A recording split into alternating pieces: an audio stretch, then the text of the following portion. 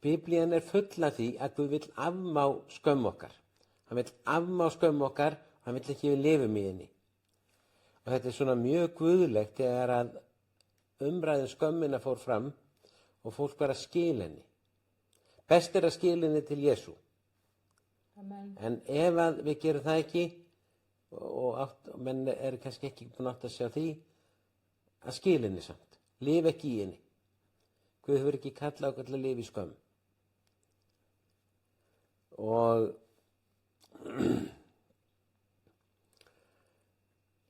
orðið Satan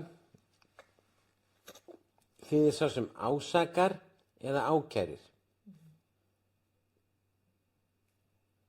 Ef að við viljum vera í liði með honum, þá auglýsum við skömmannara, hrópum úti allt sem getur niðurlægt náungan.